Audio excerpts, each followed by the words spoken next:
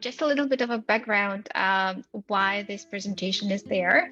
So basically, I'm building up my confidence and presentation confidence and presentation skills as part of the program that Rohit created. And this is a paid forward program, which is I'm the first participant, and this is the Pivot program. And I am tremendously, thankful to Rohit, Rivera, and Thomas because they're dedicating their personal time to me and helping me and supporting me during my interview process and finding the first opportunity because I'm transitioning to the new field. For me, I'm from finance and I'm trying to find the position in the project management field. So. And the topic that I'm going to talk today is the conflict resolution. Hopefully, we'll have some discussion about that. I also, apart from the PMBOK strategies and some information from PMBOK, I also included some tips from the blog that I found, and I really like them. Hopefully, maybe you already use them somehow or you will be using them. So I definitely would like to hear your opinion on this topic. So if we are talking about the conflict resolution, so we need to talk and give the definition of the conflict. So what is the conflict? Based on the Wikipedia, it's a conflict is a clash of different expectations, goals, values, perception, and personalities. So basically, because we are so different, the conflict is an inevitable part of life, and we need to deal somehow with it. And the better we deal with the conflict, the better and the more successful as a project managers we are, hopefully. Because based on the data, project managers spend quite a bit of time dealing with the conflicts. About 20 to 25% of their time, they're dealing with the conflicts of some sort. And about 90% of the conflict happens because of the communication breakdown. So going to the consequences of the conflicts, it's pretty bad consequences. So dealing with the conflict right, from the get-go, that's a good approach state. So consequences, if not dealt successfully or not dealt at all with the conflicts, it's a low team morale, negative impact on the project manager's authority, increased number of personal clashes, low productivity, efficiency, and low quality of work. So needless to say, we need to build up the skill as the project manager. So based on do I really going fast through this? Just let me know if the speed is okay or I need to slow down somehow. No, I think it's good. It's good speed. You're good. Okay, perfect. So according to the Project Management Institute, the conflict sources, starting from the most common to least common, was surprisingly, schedules and priorities would be the top two. Surprisingly for me, for some reason, because I'm just transitioning to the project management field, and I thought that the technical issues would be on the first place. And I'm really curious to know if this is something that you also experience at your workplace, and the schedules and priorities would be at your first. Like the most common source of the conflict. So the third one would be resources, technical beliefs, administrative policies, project cost, and the very last one would be the personalities. So let me know if this is something that surprised you as well. The conflict strategies, as per PMBOK, so there's 5 conflict strategies, and we all know them. It's avoiding, competing, collaborating, accommodating, and compromising. Only one is in the green zone of win-win situation, and that's collaborating, because both of the parties meet the needs of everyone involved. So basically reconciling and understanding and trying to find a solution that will work for both parties. Avoiding would be lose-lose situation because it only aggregates the conflict, and it's both parties will lose. Competing, only one win and another lose, and that would be probably the forcing. So the project manager or the manager would tell which one gets the resource. So one party loses and another will be getting something. Accommodating, that would be one party meets needs of the other at own expense, which is also win-lose situation. And compromising will be lose-lose situation when both parties will give up something. As for PM blocks, there's no ideal solution. Yeah. Yes, I'm coming.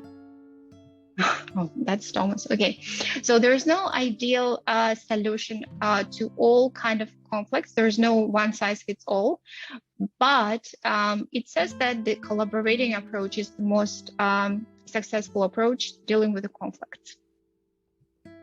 So this is theory, and we'll get some tips from this PM project manager that he posted on the blog, which I really liked, and I think it's more like useful and not so much dry material as in PM blogs. So the tip number 1 that he's giving, so the tips for successful conflict resolution.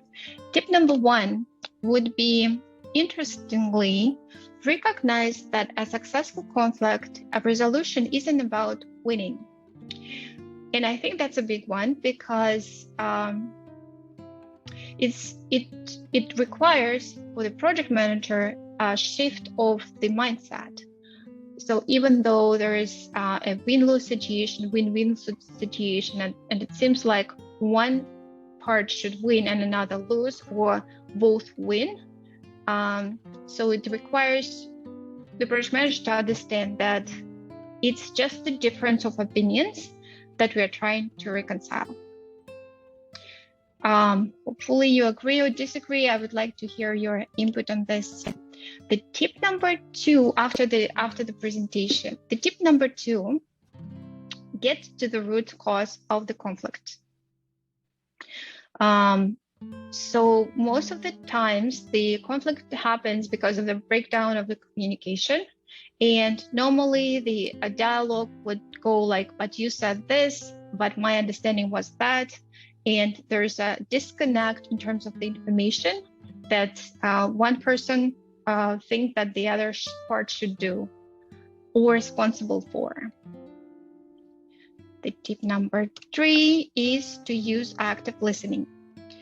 And there's some steps that you can use to show that you're definitely active listening. So first is to echo back sides' opinions to gain clarity.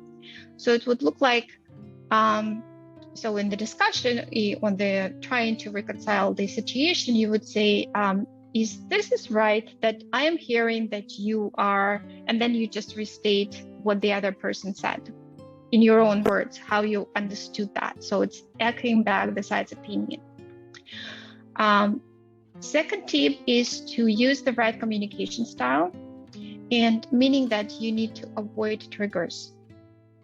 So avoiding triggers would be most of the time, let's say in the personal situation, in the personal conflict, there's some triggers that triggers you. For example, when I hear like, you always do that, or you often did that, or something like that, it always triggers the fight or flight response, and that needs to be avoided in the reconciliation of the differences of opinions.